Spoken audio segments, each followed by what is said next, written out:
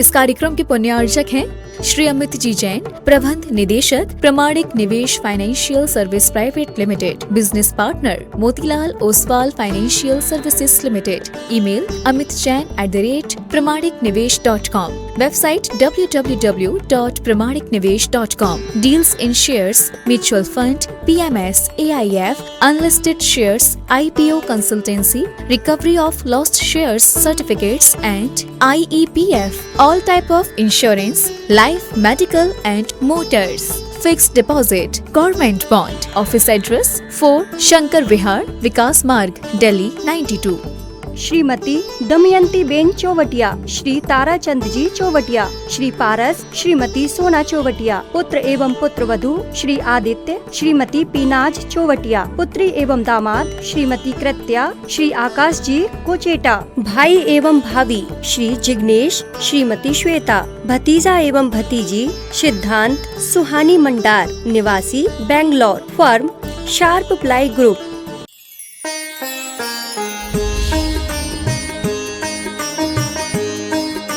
ओम बोलो। ओम जय बोलिए देवाधिदेव खजाघाट श्री आदिनाथ भगवान की जय जय जय। वर्तमान शासन नायक वर्धमान महावीर स्वामी भगवान की जय जय जय। परम पूज्य प्रातः स्मरणीय संत श्रोमणी आचार्य भगवान श्री विद्यासागर जी महाराज की जय जय जय। परम पूज्य परंपराचार्य श्री समय सागर जी महाराज की जय जय जय। परम पूज्य गुणायतन प्रणेता प्रखर वक्ता भावना योग प्रवर्तक शंका समाधान प्रवर्तक गुरुवर श्री प्रमाण सागर जी महाराज की जय जय जय। परम पूज्य मुनिवर श्री संधान सागर जी महाराज की जय जय जय। समस्त मुनि संघ की जय जय जय। शंका समाधान के आज के इस सत्र में आप सभी का हार्दिक अभिनंदन। इससे पूर्व कि हम आज के इस सत्र को प्रारंभ करें, चलते हैं गुरुदेव के चरणों में और होते हैं नत इस भाव से कि हमारा जीवन भी बन सके समुन्नत। सभी लोग हाथ जोड़ेंगे, मस्तक झुकाएंगे और मेरे साथ बोलेंगे, हे गुरुदेव नमोस्तु नमोस्तु नमोस्तु। बंधुओं, जैसा कि आप सभी को पता है कि परम पूज्य गुरुदेव की दूरगामी दृष्टि सतत लोक कल्याण की भावना में निरत रहते हैं गुरुदेव। और इस दृष्टि के माध्यम से ही परम पूज्य गुरुदेव ने भोपाल में श्री विद्या प्रमाण गुरुकुलम की संस्थापना के लिए प्रेरणा दी। और यहाँ यह विद्या प्रमाण श्री विद्या प्रमाण गुरुकुलम सकुशल संचालित हो रहा है, बहुत अच्छे से संचालित हो रहा है। हमें प्रसन्नता है कि आज यहाँ गुरुकुल मित्र के रूप में संबद्ध होने का सौभाग्य प्राप्त कर रहे हैं देवी श्रवी, मास्टर श्रेणिक, सुपुत्र सुपुत्री मयंक, डॉक्टर स्वस्ति, सुपौत्री सुपौत्र DK जी जैन, सुनीता जी जैन के। वे अगर यहाँ उपस्थित है तो मैं चाहूंगा कि वे आएंगे। आप करतल ध्वनियों से उनकी अनुमोदना करें बंधुओं।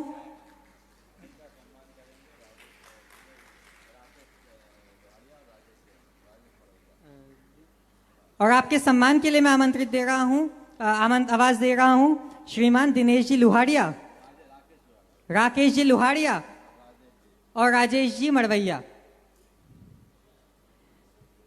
श्रीमान बेबी श्रवी, मास्टर श्रेणिक, सुपुत्र सुपुत्री मयंक, डॉक्टर स्वस्ति, सुपौत्र सुपौत्री DK जी जैन, सुनीता जी जैन के। आप लोग करतल ध्वनियों से इनकी अनुमोदना करें बंधुओं।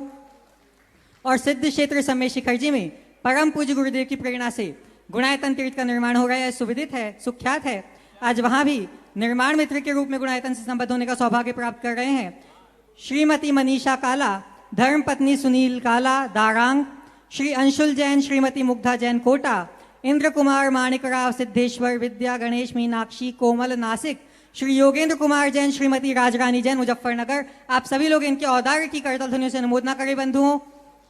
निर्माण सारथी के रूप में गुणायतन से संबद्ध होने का सौभाग्य प्राप्त किया है स्वर्गीय अजयंक प्रकाश पाटिल की स्मृति में सुरेखा प्रकाश पाटिल बेलगाम, श्रीमती कौशल्या देवी, कैलाश चंद जैन सेवायतन मधुवन, श्री राजेंद्र कुमार सिंघई भोपाल, श्री प्रेमलता जैन दिल्ली, श्री कुशल चंद जैन मेहगांव भिंडवाले, स्वर्गीय कुसुम जैन की स्मृति में श्री कुशल चंद जैन मेहगांव भिंडवाले, राहुल स्मृति जैन, रोहित स्वाति जैन जबलपुर, श्रीमती रजनी बाला हुमड़, श्री नरेश चंद हुमड़ खंडवा, बंधुओं करतल ध्वनियों से इन सभी की उदारता की अनुमोदना करें और सूत्रधार के रूप में गुणायतन से संबद्ध होकर अपने जीवन में नया सूत्रपात किया है।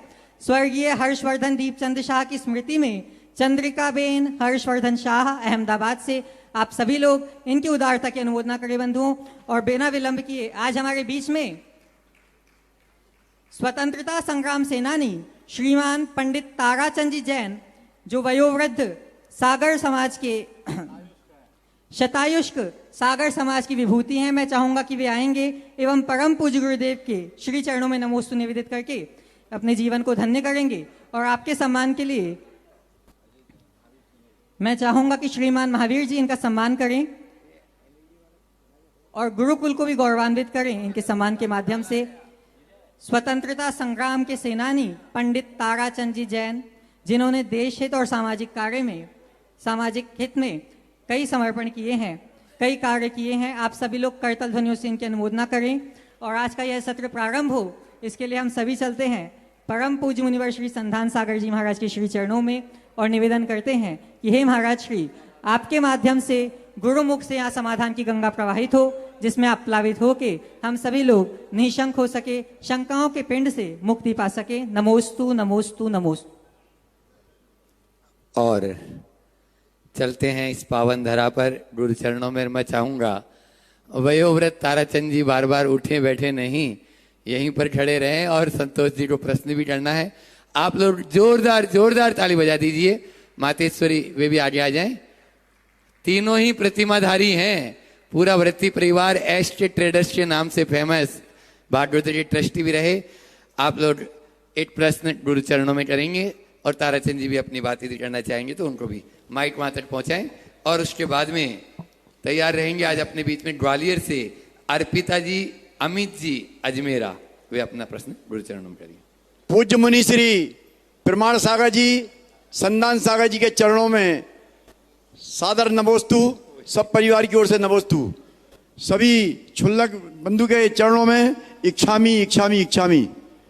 बड़े सौभाग्य की बात है कि आज पुनः हमारे लिए पूज्य मुनिश्री के दर्शन करने का सौभाग्य मिला और हम अपने पिताजी को उनके दर्शन करने के लिए यहाँ लाए।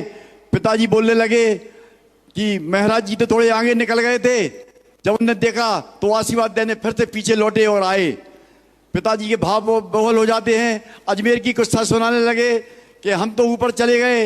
हमने बोला महाराज जी हमारी पत्नी अस्वस्थ है, वो ऊपर नहीं चढ़ पाती। तो महाराज जी अजमेर में ऊपर 3 खंड से नीचे हमारी मम्मी को आशीर्वाद देने आए थे। उनकी मम्मी की सल्लेखा समाधि तो अनंतमती माता जी के सानिध्य में सागर में हो गई थी। पूज्य श्री, हमारे ऊपर आपका बहुत कर्ज है। शिखर जी सन 14 में हम अपने पिताजी को, हमारी बहन जी सभी आपके सानिध्य में दर्शनक्षर परीक्षण पर रहे थे। और उस समय हमारे पिताजी नेचे आपके सानिध्य में बहुत ज्यादा रहते थे। पूरे जिज्ञासा समाधान में, पूरे दोपहर के प्रवचन में, सुबह की कक्षाओं में रहे और आपका जो आगम का ज्ञान उन्होंने प्राप्त किया। जब लौटे तो हमारे पिताजी भाव विभोर हो गए और कहने लगे संतोष अब उम्र बहुत हो गई है। ट्रेन में चलते चलते कहने लगे हमने तो क्या करें, कह ले अब आचार्य के पास चल रहे हैं और व्रत लेना है। अब समय ज्यादा मेरे पास बचा नहीं है। और विदिशा में फिर पिताजी और हम गए तो मैंने कही भैया जी अच्छा रहा, पिताजी ने हमारी व्यवस्था खोल दी। घर परिवार के लोग पहले व्रत लेने के लिए तो परेशान करते थे, मगर पिताजी ने व्रत लिए और उनके सानिध्य में हम लोगों ने व्रत लिए। अच्छा चल रहा है। पूज्य श्री, आपका आशीर्वाद ऐसे ही बना रहे और हम लोग आपकी सेवा में रहें। और हमारा प्रश्न यह है कि पिताजी शायद हम निकट भविष्य में संलेखना कैसे करें, उसका हमको उपाय बताएं। बंधुओं, पहले मैं चाहूँगा एक बार इनका जोरदार अभिनंदन करें। 100 पूर्ण करने के उपरांत भी आज इतने स्वस्थ भाव से खड़े हैं। निश्चित इन्होंने ऐसा गाढ़ा पुण्य किया और गुरुओं की इतनी सेवा की कि लंबी आयु और निरोगी काया दोनों एक साथ पाए। बहुत उत्तम भाव आपने रखा है। संलेखना की भावना प्रत्येक व्यक्ति को होनी चाहिए। उम्र देख करके बिठा दो। उम्र देख करके संलेखना नहीं की जाती, शरीर देख के की जाती है। अभी तो गाड़ी चल रही है, मुझे ऐसा कुछ निकट में दिखता नहीं। अपना तो लगभग इनकी साधना चल ही रही है, इस साधना को आगे बढ़ाते रहे, समय समय पर मार्गदर्शन मिलेगा। बहुत बहुत आशीर्वाद। नमस्ते महाराज, नमस्ते। हाँ, अगला। अपने बीच में ग्वालियर से अर्पिता अमित अजमेरा, वे अपना प्रश्न गुरु चरणों में करें। और ओ। गया से आज गुणायतन ट्रस्टी देवेंद्र आशीष श्वेता अजमेरा यहाँ पर उपस्थित हैं। मैं चाहूंगा वे भी मंच पर आ जाएं। जो प्रश्न करता है वे मंच पर ही आ जाए ताकि समय भी बचेगा और माइक भी यहीं हो जाएगा। अगले प्रश्नकर्ता ग्रुप में देवेंद्र जी, आशीष जी, श्वेता जी अजमेरा और राजेश जी, महावीर जी, राजेश जी सीमा और महावीर जी सिंगई, वे यहीं पर आकर हमारे देवेंद्र जी अजमेरा जो गुणायतन ट्रस्टी भी हैं उनका सम्मान बाद में कर देंगे। आप अपना प्रश्न करें। नमोस्तु महाराज श्री, नमोस्तु महाराज श्री। इच्छामि महाराज श्री, बेटी को बाहर भेजने से पहले क्या संस्कार देने चाहिए? देखो, बेटा हो या बेटी, अगर किसी को भी आप बाहर भेजते हैं तो हमें 4 बातों का ध्यान रखना चाहिए। सबसे पहली बात, मर्यादाओं की रक्षा। दूसरी बात, कुलाचार का पालन। तीसरी बात, संस्कारों की सुरक्षा। और चौथी बात, ध्येय की पूर्ति। ये 4 बातें होंगी तो बहुत अच्छा। नमोस्तु महाराज श्री। ओम ओम। और चाहूंगा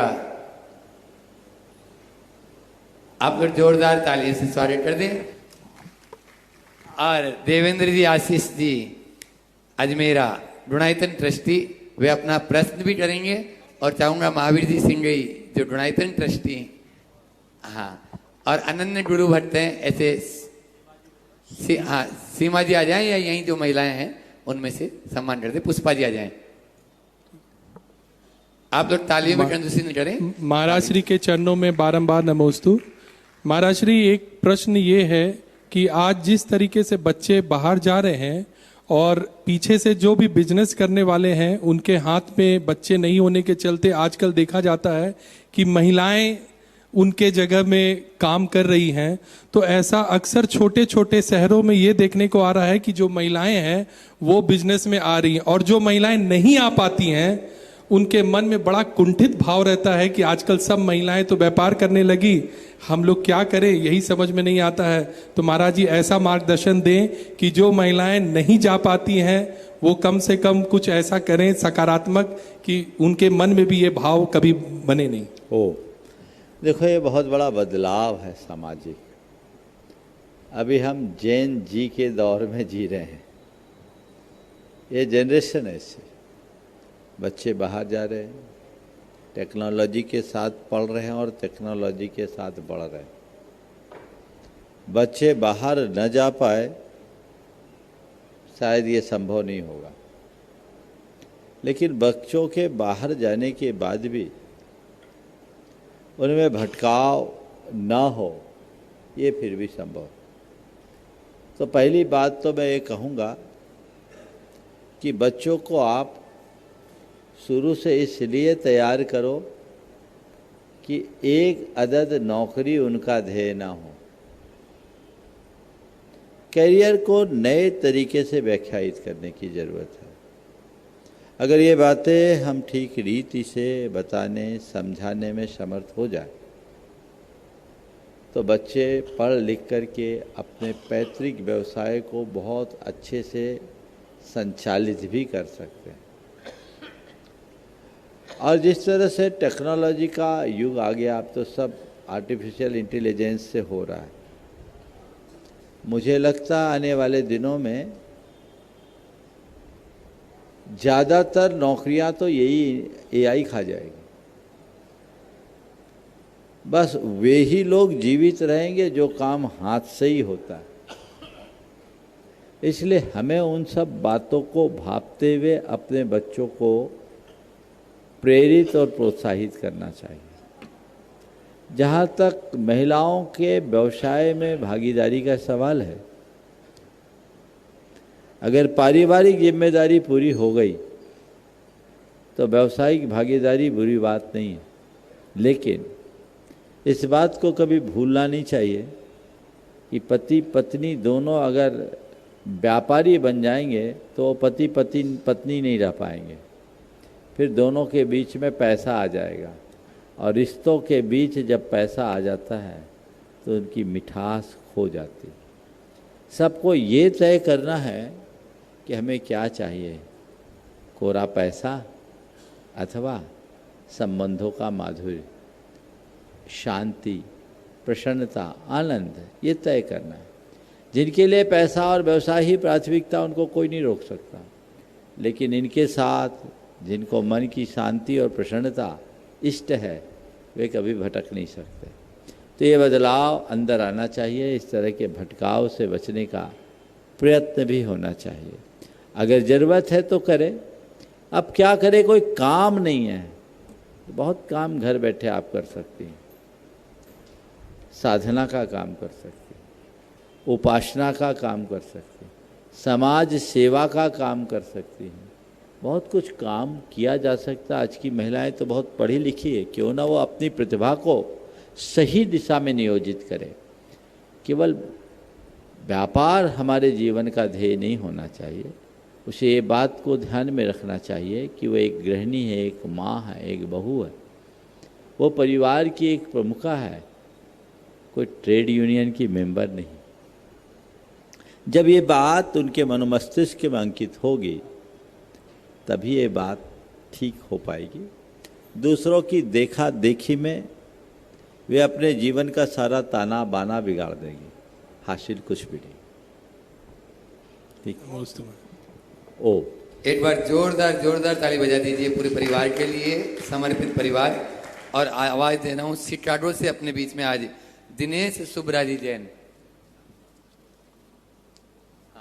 आज जो नाम बता दो, आज चूनाभट्टी परिवार से, जो मयूर के परिवार से डीके जैन साहब आज जो गुरुकुल मित्र से भी जुड़े हैं, एक बार जोरदार ताली बजा दें। वे अपना प्रश्न गुरु चरणों में करना चाह रहे हैं और वे अपना प्रश्न करें। उसके बाद में शिकागो से, या पहले आगे तो शिकागो से अपने बीच में दिनेश सुब्राजी जैन शिकागो। और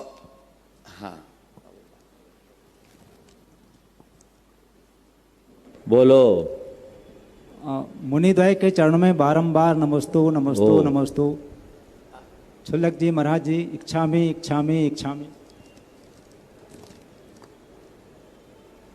गुरुवर, मैंने सुना है कि आपके अंतस में प्रमाणों की जो पिपासा थी, उसको देखकर आचार्य श्री ने आपका नामकरण किया था। आपने जैन बांग में ही नहीं, समीचीन लोक विषयक विज्ञान का भी गहराई से मंथन करके जो नवनीत बनाया है, आपकी देशना के माध्यम से उसे पाकर जन जन आपका मुरीद हो जाता है महाराज जी। आपकी रचनाएं और आपकी देशना का संकलन इंटरनेशनल स्टैंडर्ड ऑफ जैनिज्म बन गई है। अर्थात नाम के अनुरूप जैनिज्म की आप मानक संस्था बन गए महाराज जी।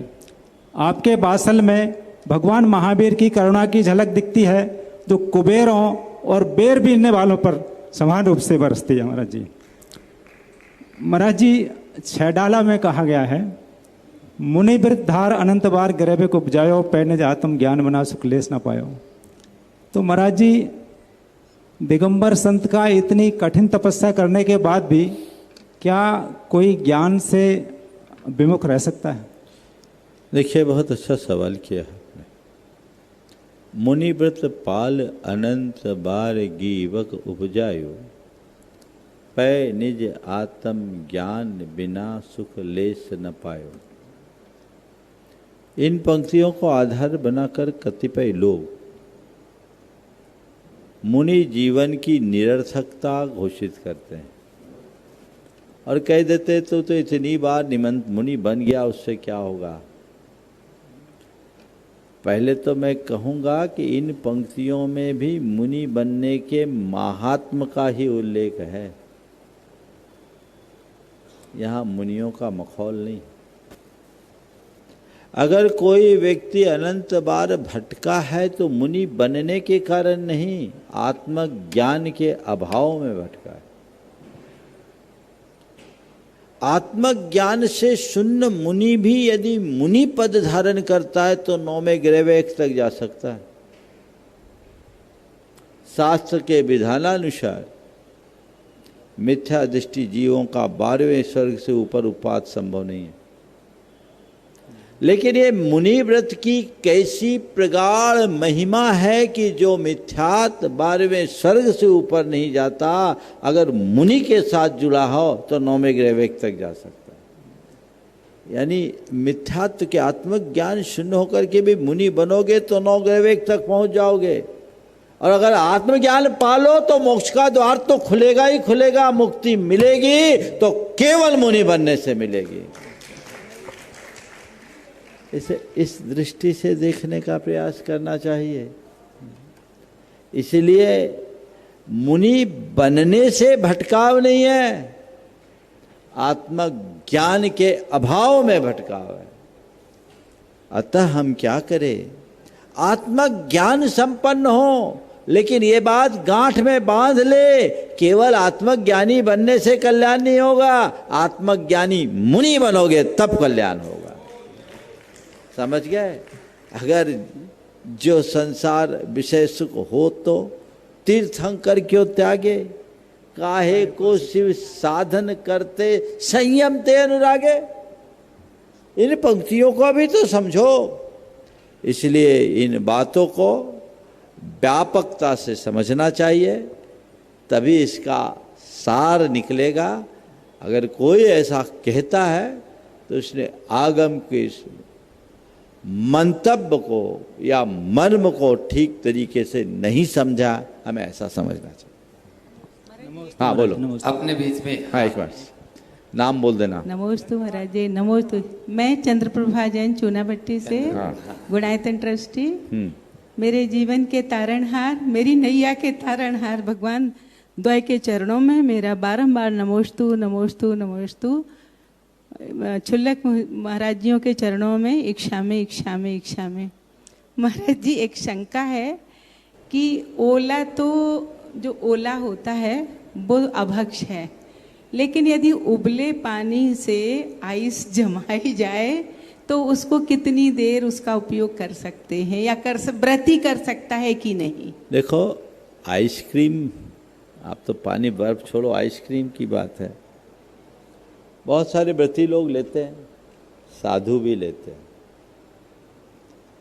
अब जो लेते हैं इसके भक्षाभक्ष के विषय में मैं कुछ नहीं कहूँगा, लेकिन इतना जरूर कहूँगा कि वो स्वास्थ्य के लिए हानिकर है। मैं तो कभी नहीं लेता। अब आपने प्राशुक दूध का, प्राशुक जल को जमाया है, पर उसमें जो अमोनिया गैस का उपयोग होता है, अन्य चीज़ें जुड़ती है, अनुसंधान बताते हैं ये सेहतप्रद नहीं है। लेकिन मैं इसे अभक्ष्य नहीं कह सकता, क्योंकि बहुत सारे लोग इसे लेते हैं। महाराज ओला को अभक्ष्य क्यों कहा है? ओला जिस तरह के रासायनिक परिवर्तन से बनता और गिरता है, हो सकता उसे सेहत के लिए हानिकारक मान करके ही अभक्ष्य कहा गया।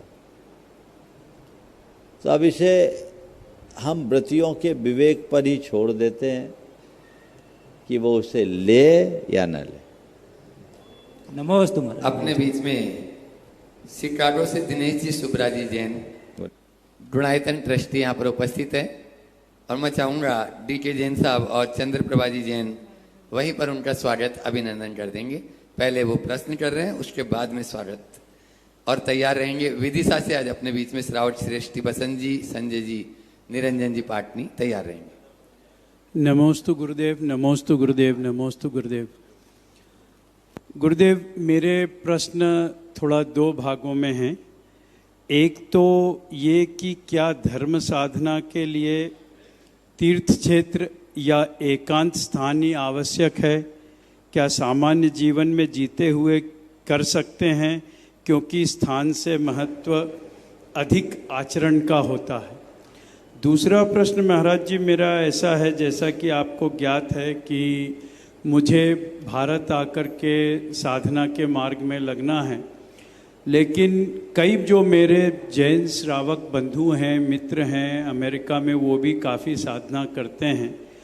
उनका कहना ये है कि अमेरिका में रह कर के भी तो श्रेयस्कर आप कर सकते हो, क्योंकि भारत में तो आप जैसे गुरु हैं और अनेक गुरु हैं, अनेक साधक हैं, धर्म प्रभावना के लिए साधन है। लेकिन जो मुझे सौभाग्य प्राप्त हुआ है ये वैश्विक स्तर का अनुभव पाने का, धर्म का, ज्ञान का। मैंने 15 वर्ष तत्वार सूत्र भी पढ़ाया शिकागो के जैन मंदिर में वगैरह वगैरह। तो उसका अगर मैं अमेरिका में रहते हुए वहाँ पर धर्म का प्रचार प्रसार करूँ और कोई व्रत लेकर के अगर साधना करूँ तो कैसा रहेगा, ये आप मार्गदर्शन करें गुरुदेव। पहला प्रश्न आपका क्या था? पहला ये था स्थान या स्थिति, हाँ, दोनों एक दूसरे से जुड़े हुए। देखिए, मेरा आप सबसे कहना है, साधना का संबंध स्थान से कम स्थिति से ज़्यादा है। एकांत में रहूं या घर परिवार में रहूं, साधना के लिए कहीं भी रहो, भीतर एकांत रहना चाहिए। चाहे घर परिवार हो, चाहे निर्जन स्थान, जन कोलाहल से दूर होकर मन को शांत करे, अंतरंग में वैराग्य हो और लक्ष्योन्मुखी दृष्टि हो, तो हमारी साधना सफलीभूत हो पाती है। आपने पूछा है कि हम अमेरिका में रह कर के भी साधना कर सकते हैं। बेशक कर सकते हैं, लेकिन वहाँ मुनि नहीं बन पाओगे जी, वहाँ संलेखना नहीं कर पाओगे। अगर मुनि बनने का भाव है तो उसका मार्ग तो यही है, कल्याण का रास्ता तो यही है ना। लेकिन दोनों एक दूसरे से अटैच हो, मुनि नहीं बनना है, तो बीच का रास्ता वहाँ भी निकाला जा सकता है। पर ये मान के चलो, व्रती बनकर आप वहाँ धर्म आराधना कर सकते हो, पर कम से कम संलेखना की साधना के लिए तो आपको यहाँ आना ही पड़ेगा। अब रहा सवाल आप जैसे लोग, पहले तो मैं चाहूँगा एक बार इन दोनों का जोरदार अभिनंदन कर दें।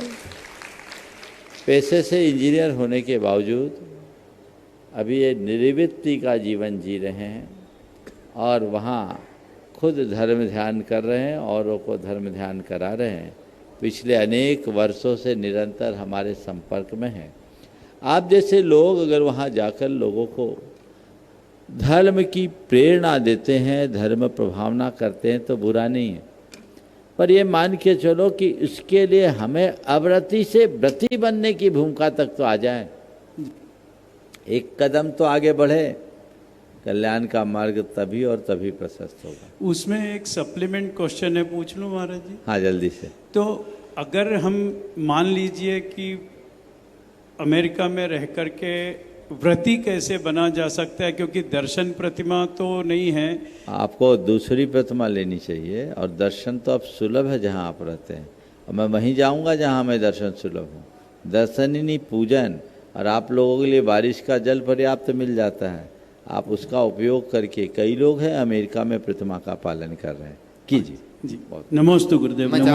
नमस्ते प्रभा जी और चंद्र प्रभा जी और डीके जैन साहब वहीं चले जाएं, और आप लोग जोरदार तालियों से शिकागो जैसे बड़े शहर में रहने के बावजूद भी, विदेश में रहने के बावजूद भी बहुत अच्छे से साधना रहते हैं ऐसे परिवार अपने बीच में। दिनेश जी, सुब्रा जी, और अब आवाज दे रहा हूँ विदिशा से अपने बीच में बसंत जी जैन, संजय जी भंडारी और निरंजन जी पाटनी। इनके स्वागत के लिए डीके जैन साहब और राकेश जी लोहाड़िया यहाँ पर आ जाएं, और विदिशा की इन विभूति जो, हाँ, और महावीर जी सिंह जी, तीनों पहुंच जाएं, और आप लोग जोरदार ताली से स्वागत कर दें ताकि स्वागत हो जाए। और फिर हाँ, प्रश्न कर रहे हैं संजय भैया चरणों में।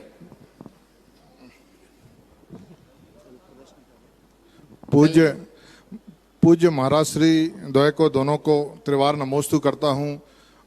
उच्चासन पर विराजमान सभी अलगजियों को इच्छामी निवेदित करता हूँ एवं शीतल धाम परिवार की ओर से बारंबार नमोस्तु करता हूँ।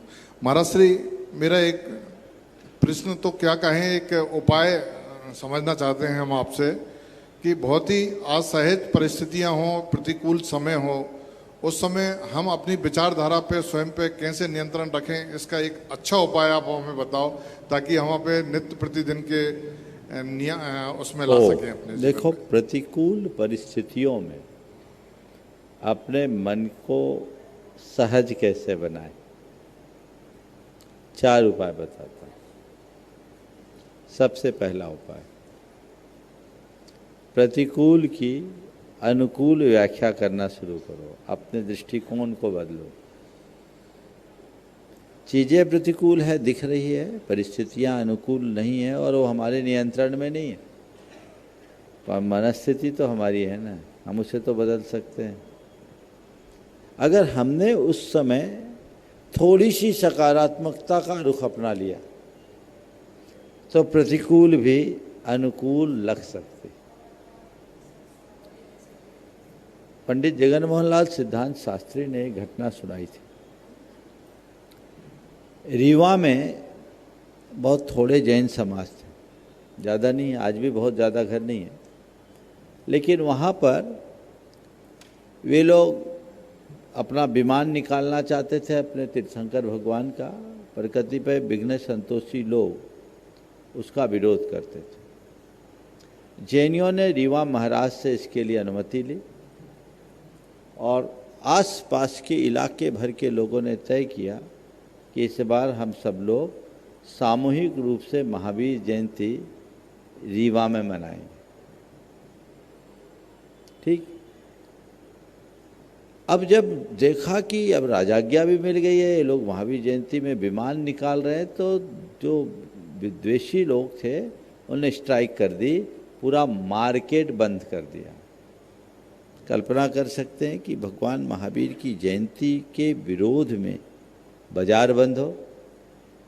पंडित जगन मोहन लाल जी शास्त्री वहाँ मुख्य वक्ता के रूप में थे। उन्होंने कहा कि जब मैं अपना उद्बोधन देने के लिए खड़ा हुआ, जैन समाज के लोग थे पर बाजार बंद था। बोला, जैसे मैं खड़ा हुआ मुझे मेरे गुरु की बात याद आ गई कि जब परिस्थितियां प्रतिकूल हो तो व्याख्या अनुकूल करो। उन्होंने अपनी बात को इस तरीके से रखा कि भगवान महावीर की जयंती पूरे विश्व में मनाई जाती है, जहाँ जहाँ भगवान महावीर के अनुयायी हैं वहाँ वहाँ भगवान महावीर की जयंती मनाई जाती है, लेकिन रीवा जैसी महावीर जयंती मैंने आज तक कहीं नहीं देखी। रीवा जैसी महावीर जयंती मैंने आज तक कहीं नहीं देखी, क्योंकि दुनिया में जहाँ भी महावीर जयंती मनाई जाती है वहाँ केवल जैनी अपना प्रतिष्ठान बंद करते हैं। आज जन जन अपना प्रतिष्ठान बंद करके हमारी जयंती में सम्मिलित हुआ और लोगों ने सोचा ये तो मार्केट बंद करने को उल्टा ले लिया। राजाज्ञा से उनने घोषित तौर पर बंदी की नहीं थी, अब सारा बाजार खुल गया। समझ गए? तो पहला सूत्र क्या है? प्रतिकूल की अनुकूल व्याख्या करें। दूसरी बात, पेशेंस रखना सीखें। ये सोचे प्रतिकूलता है, थोड़ी देर की बात है, सब ठीक होगा, थोड़ी देर का हम टॉलरेट करेंगे। अगर आपके मन में लगे कि थोड़ी देर की बात है तो कोई दिक्कत नहीं, अभी आप बड़े अच्छे से खड़े होकर सवाल कर रहे हैं, आपको कोई तकलीफ है? और आपसे कह दिया जाए कि 1 घंटा आपको खड़े ही रहना है, कहाँ फंस गया आज को तो महाराज ने बड़ा पनिशमेंट दे दिया। ये क्या है? आप विदिशा से यहाँ आते, सीट नहीं भी मिले तो घंटे भर का सफ़र है, चलो एडजस्ट हो जाएगा, लेकिन यहाँ से आपको चेन्नई जाना हो तो बिना रिजर्वेशन के जाओगे क्या? तो माइंड सेट अपना ऐसे बनाओ, ये थोड़े देर की बात है, थोड़े देर की बात है, थोड़े देर की बात है। इससे मन में धैर्य आएगा और धैर्य हमें संबल देगा। होता ये है, जब परिस्थितियाँ प्रतिकूल होती है हमारा मन अधीर होता है और अधीरता हमें अंदर से कमज़ोर बनाती है, उद्विग्न बनाती है, हमारे अंदर नकारात्मकता का संचार बढ़ जाता है। इसलिए थोड़ा पेशेंस रखें। तीसरी बात, आशावादी दृष्टिकोण रखें। ठीक है, सब ठीक हो जाएगा, चीजें बदल जाएगी, अभी रात है, प्रभात होगा। और रात के बाद तो प्रभात ही होता है ना भाई। कितनी भी लंबी रात हो, प्रभात तो होगा। बोलो, बिल्कुल होगा महाराज। कितनी भी लंबी रात, रात लंबी हो सकती है, शाश्वत नहीं। ये बात अपने मन में बिठाइए। ठीक है, एक बार नहीं, दूसरी बार नहीं, तीसरी बार।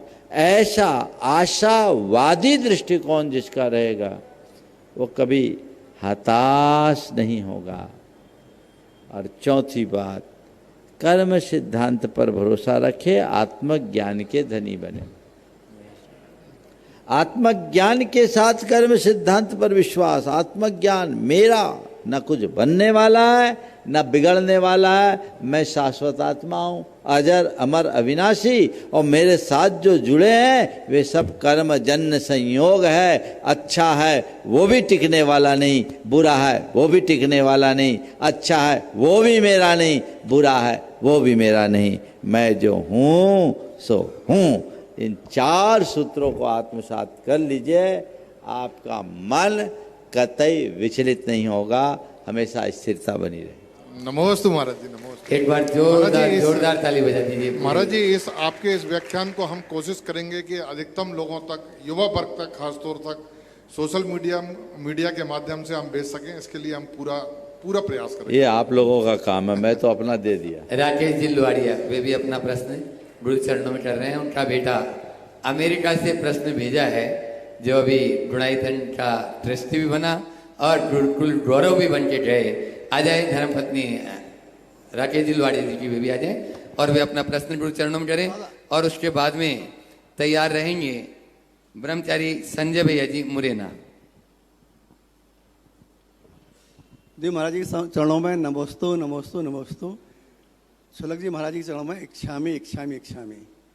महाराज जी, मेरा बेटा छोटा अंकित आया था दक्षिण पर्व में, और वो यहाँ पर उसने बहुत उत्साह से दक्षिण पर्व मनाए थे, और इसके बाद वो वहाँ अमेरिका चला गया था। तो उसने एक क्वेश्चन वहाँ से भेजा है महाराज जी। उसने बोला है, नमस्ते महाराज जी, धर्म का आचरण और ध्यान की साधना दोनों मिलकर आत्मा की शुद्धि करते हैं। धर्म का लाभ तो हमने परिषद शिविर में भरपूर उठाया है। भावना योग के पश्चात कुछ मिनट तक ध्यान करके शांति का अनुभव भी किया है। महाराज जी, मेरा प्रश्न यह है कि ध्यान के माध्यम से आत्मा की गहराई को किस प्रकार समझा जा सकता है? कुछ जटिल प्रश्नों के उत्तर तो जो हमारे भीतर ही निहित होते हैं, उन्हें ध्यान के माध्यम से किस प्रकार उजागर किया जा सकता है? कृपया मार्गदर्शन प्रदान करें। ओम। देखिए, ध्यान अभ्यास की साधना। हम सहज ध्यान करने लगे, जो जो हमारा अभ्यास प्रगाढ़ होगा, हम अपने आप गहराई में उतरते जाएंगे, और यही गहराई हमारे जीवन का मार्ग प्रशस्त करेगी। प्रारंभिक चरण में जो भावना योग, और भावना योग का जो चौथा चरण सामायिक, उसके डेप्थ में जाने का अभ्यास करें, सुनिश्चित वो बहुत अच्छा हो। वो अभी यहाँ से किताब ले गया, फील टू हिल वाली, बहुत सुंदर, उसका वो अध्ययन कर रहा है महाराज जी। बहुत बढ़िया, बहुत बहुत आशीर्वाद चाहता है। बहुत बढ़िया, नमस्ते महाराज। अपने बीच में मुरैना से बाल ब्रह्मचारी संजय भैया जी, जो अभी मलेशिया में इस पर्वराज पर्यूषण में गुरुवर के आशीर्वाद से मलेशिया जाकर वहां धर्म का झंडा, धर्म की ध्वजा, वहां भी मलेशिया और सिंगापुर दोनों जगह बहुत ही अच्छे से धर्म की प्रभावना करके आ रहे। जोरदार ताली और मचाऊंगा महावीर जी, और साथ में ही डीके जैन साहब, वे भी आ जाए और अपने भैया जी का सम्मान अभिनंदन कर दें। हाँ, उससे नहीं, श्रीफल से कर दें। और भैया जी अपना। पूज्य महाराज श्री के पावन चरणों में नमोस्तु नमोस्तु नमोस्तु। शुल्लक जी महाराज के चरणों में इच्छामी इच्छामी इच्छामी। महाराज श्री आपके आशीर्वाद से विदेशों में बहुत अच्छी प्रभावनाएं चल रही हैं और भारतीय नहीं विदेश में भी बहुत सारे लोग भावना योग से जुड़ रहे हैं और बहुत लाभ ले रहे हैं। इस बार भी जब शाम के सेशन में भावना योग आदि ध्यान कराया गया उसमें 100% उपस्थित लोगों की रही और उसमें बहुत आनंद की अनुभूति की और उन सब ने बहुत बहुत कोटि कोटि आपके चरणों में नमन बोला है, नमोस्तु बोला है। उन सभी के तरफ से आपके चरणों में नमोस्तु। मास्टर जी एक बात देखने में आती है, आज पढ़े लिखे बहुत हो गए, भौतिक समृद्धि बहुत बढ़ रही है, लेकिन मानसिक समृद्धि कैसे बढ़े उसके लिए आपका मार्गदर्शन और उपाय। पहले तो एक बार भैया जी का जोरदार अभिनंदन आप सब कर दें। बहुत ही अच्छे विद्वान और निष्प्रही साधक हैं। इन्होंने अभी मलेशिया और सिंगापुर में धर्म की अच्छी प्रभावना की है और आगे भी इसी तरह की प्रभावना की भावनाएं रखते हैं। निश्चित ऐसी ही भावना इनकी पूर्ण होते रहे। आपका सवाल है भौतिक समृद्धि के साथ मानसिक समृद्धि कैसे बढ़े। देखो दोनों अलग अलग धारा है, लेकिन मैं ये कह सकता हूँ मानसिक समृद्धि हो तो भौतिक समृद्धि बढ़ जाती है। भौतिक समृद्धि होने पर मानसिक समृद्धि बढ़े ये कोई जरूरी नहीं। जो व्यक्ति मन से जितना मजबूत होता है भौतिक रूप से वो उतना ही समर्थ होता है। हमारी बड़ी एक प्रिय सूक्ति है, उन्नतम मानसम यस्य भाग्यम तस्य समुन्नतम। जिसका मानस ऊंचा होता है उसका भाग्य सदैव ऊंचा बना रहता है। ऊंचा मन रखो। और ये कब होगा? 4 उपायों से हम अपने मन को समृद्ध बना सकते हैं। सकारात्मक सोच, पहली बात, सोच में सकारात्मकता। दूसरी बात, भावनाओं पर नियंत्रण। भावनाओं के बहाव में बहने की जगह भावनाओं में संतुलन रखने वाले लोग अपने मानसिकता को अच्छे से बना सकते हैं। तीसरी बात, नकारात्मकता से दूरी। नकारात्मकता से अगर हमारा लगाव बना रहेगा तो उसका प्रभाव होगा, इसलिए हमें नकारात्मकता से दूरी रखनी चाहिए। और चौथी बात, नियमित मोटिवेशन। अपने आप को अगर हम नियमित पूरी तरह से मोटिवेट करते हैं, अपने आप को पोषित करते हैं, तो ये चीज़ें हमारे जीवन में बहुत गहरे स्तर तक उतर सकती है और जीवन को सुंदर बना सकती है। और मैं आवाज दे रहा हूँ श्री विद्या प्रमाण गुरुकुलम के 7वीं के छात्र एकांत जैन सुपुत्र अनिल जैन, आप लोग जोरदार ताली से उसका स्वागत कर दें। बंधुओं, गुरुकुल में वैसे सब आइकॉन बनने का लक्ष्य लेकर चल ही रहे हैं। अभी इंटरनेशनल लेवल पर ड्राइंग के कंपटीशन में इसका सिलेक्शन हुआ है और अगली 9 तारीख को ये जा भी रहा है और खुद ही अपने मुझ से बताएगा और किस तरह से वो ड्राइंग बनाता है। बहुत दुर्लभ जिसको 1-1 साल तक वो माइंड में घुमाता है उसके बाद बना पाता है। बहुत ही अच्छे एकांत भाई खुद अपना प्रश्न भी कर रहा है और अपनी बात भी बता रहा है और उसके बाद में इसी प्रकार की प्रतिभा उभर कर अपने सामने आ रही है। जो 6वीं क्लास का बालक है श्री विद्या प्रमाण गुरुकुलम का अविश जैन सुपुत्र शैलेंद्र कुमार जैन तैयार रहेगा। दोनों महाराष्ट्री के चरणों में नमोस्तु नमोस्तु नमोस्तु। सारे छलक जी को मेरा इच्छामी। मेरा सिलेक्शन नेशनल ड्राइंग कंपटीशन में पुणे में हुआ है। 9 नवंबर को मेरा कंपटीशन है पुणे में। मैंने 3 ऑनलाइन कंपटीशन पहले पार किए, उसके बाद मेरे को मौका मिला 4थे लेवल में पुणे जाने का। अब पुणे में मेरा वहाँ ग्रैंड फिनाले है, बहुत बड़ा कंपटीशन है। और एक बार मैं देखो, इस बच्चे के प्रतिभा तो है ही, मैं इसकी एक उत्तम भावना आप सबके बीच रखना चाहता हूँ। इस बच्चे ने मुझे बताया कि पहली बार एक नेशनल ड्राइंग कंपटीशन में थर्ड आया, इसे 11,000 रुपये मिले। दूसरी बार इंटरनेशनल में फर्स्ट आया, इसे 21,000 रुपये मिले। इसी के साथ रेजिन के ऊपर कुछ काम किया, उसमें से रेजिन आर्ट पे काम किया, उसमें इसे 11,000 रुपये मिले। ये पैसे करीब 21, 11, 32 और 11, 43,000 रुपये। इनमें से थोड़े पैसे अपने माता पिता से लिया और इसने भगवान के अभिषेक के लिए 25 ग्राम का सोने का कलश चढ़ाया। इसलिए जब मुझे बताया, हमने कहा इस छोटे से बच्चे में ये जो दान के संस्कार हैं, कल यही संस्कार इसे भामाशाह बना सकता है। बहुत उत्तम भाव। ये आज के युग में यदि उपलब्धि है तो यही, बच्चे जो केवल पैसे को पकड़ करके बैठते हैं, वहीं ये बच्चे अपनी गाढ़ी कमाई को परमार्थ में लगाते हैं।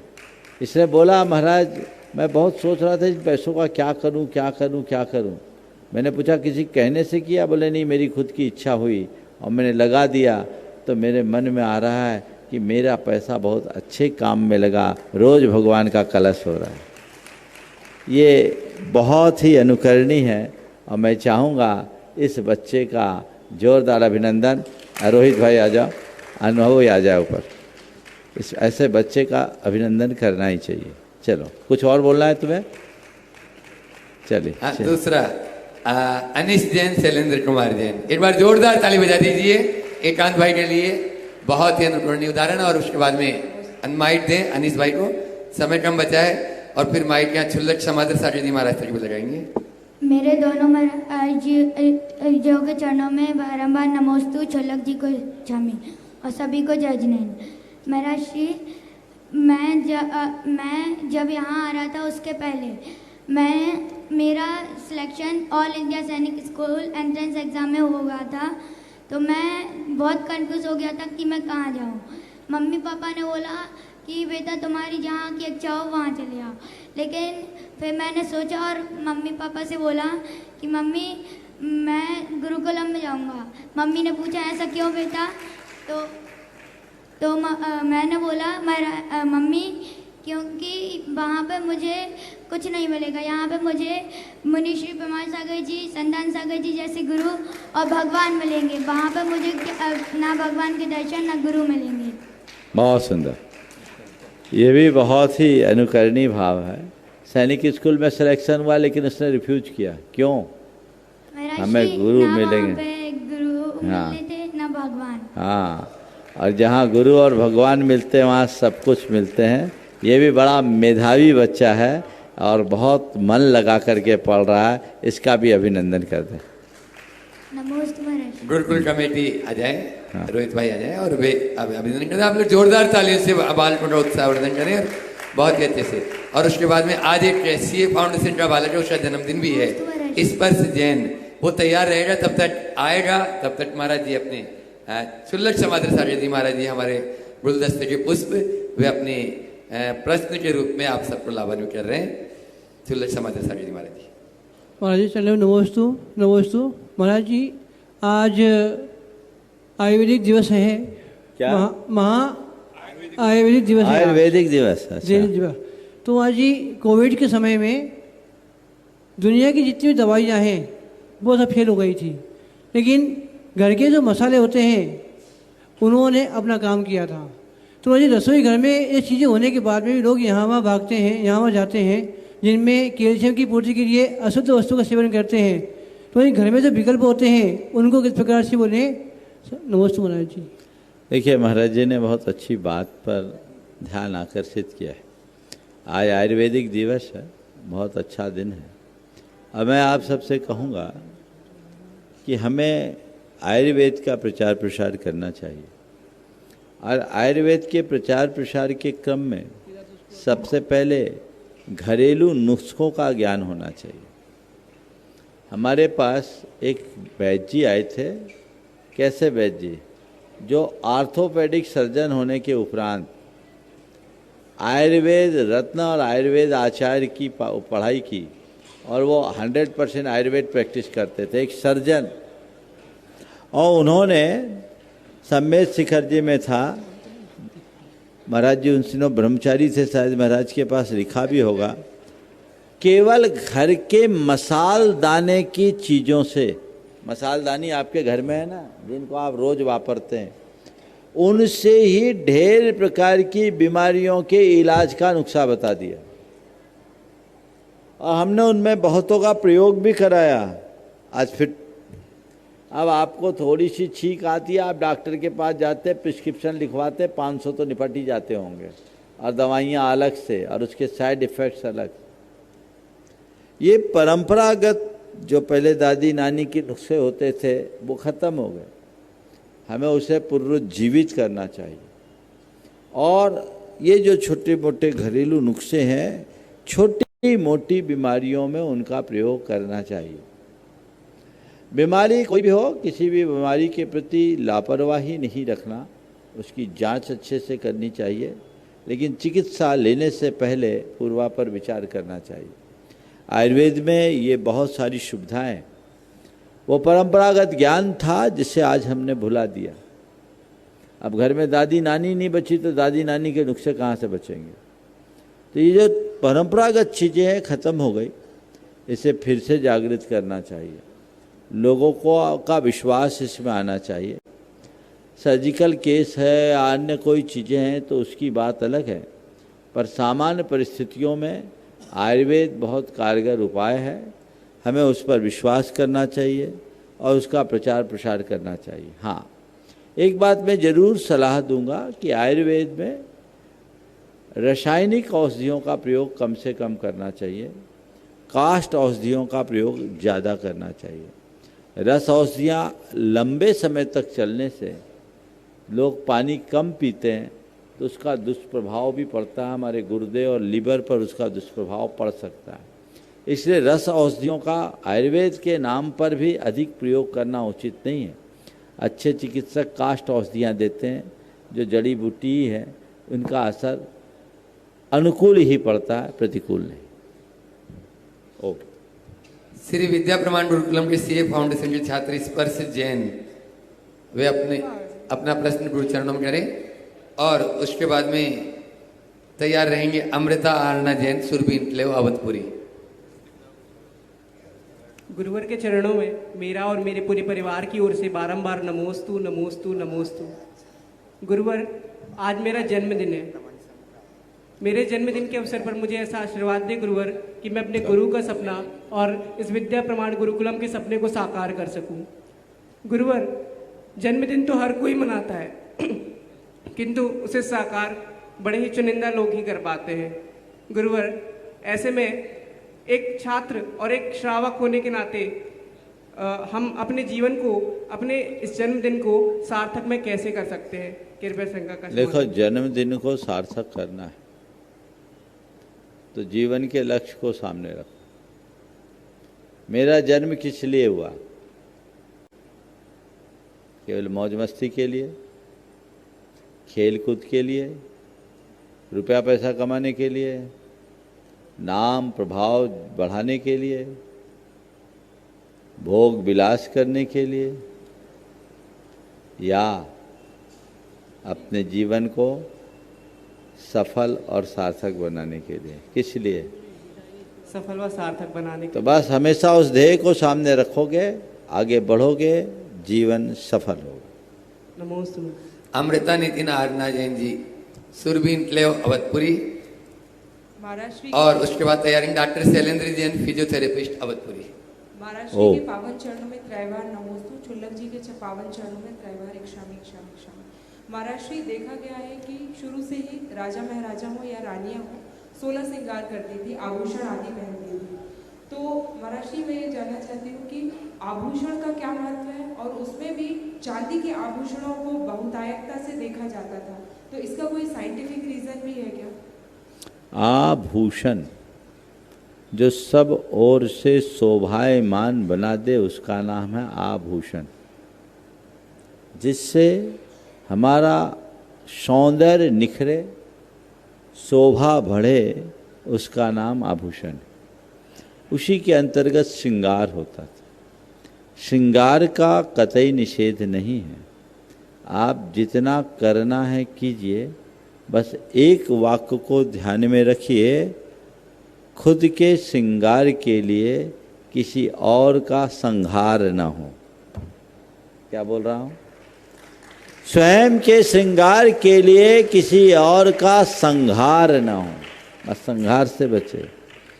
आभूषणों में, हमारे शरीर में विभिन्न आभूषण एक प्रकार का अलंकरण है जो शोभा का प्रयोग है, लेकिन इसमें कुछ चीज़ें हैं जो हमारे जीवन को प्रभावित करती है। जैसे मस्तक पर टीका, यह हमारे आज्ञा चक्र को सक्रिय करता है। कान में बाली, यह हमारी नशे की प्रवृत्ति को नियंत्रित करता है। पाँव में बिछिया उस श्रृंखलता को नियंत्रित करते हैं। पाँव में उंगली में बिछिया इसलिए पहनाई जाती है, सुहाग का चिन्ह तो बाद में जोड़ दिया गया कि ताकि उस श्रृंखलता कम हो। अब ऐसे बिछिया पहना दो, कोई चीज़ रिंग डाल दो तो बहुत अच्छी नहीं लगती, तो उसको स्वरूप बना दिया बिछिया का। तो ये चीज़ें हैं, इस पर और गहनता से विचार विमर्श की आवश्यकता है। उस पर व्यापकता से समय पर आप सबको सूचना दी जाएगी। अभी तो समय पूर्ण हो गया है, इसलिए अधिक विस्तार न देकर यहीं पर विराम। बोलिए परम पूज्य आचार्य गुरुवर श्री विद्यासागर महाराज की। परम पूज्य मुनि श्री 108 प्रमाण सागर जी महाराज की। इस कार्यक्रम के पुण्यार्चक थे श्री अमित जी जैन, प्रबंध निदेशक, प्रमाणिक निवेश financial service private limited, business partner Motilal Oswal financial services limited. Email amitjain@pramaniknivesh.com, website www.pramaniknivesh.com। Deals in shares, mutual fund, PMS, AIF, unlisted shares, IPO consultancy, recovery of lost shares certificates and IEPF, all type of insurance, life, medical and motors, fixed deposit, government bond, office address 4 Shankar Vihar, Vikas Marg, Delhi 92। Shrimati Damayanti Ben Chauvatiya, Shri Tarachand ji Chauvatiya, Shri Paras Shrimati Sona Chauvatiya, पुत्र एवं पुत्र वधू श्री आदित्य श्रीमती पीनाज चौवटिया, पुत्री एवं दामाद श्रीमती कृत्या श्री आकाश जी कोचेटा, भाई एवं भाभी श्री जिग्नेश श्रीमती श्वेता, भतीजा एवं भतीजी सिद्धांत सुहानी मंडार, निवासी Bangalore, firm sharp ply group.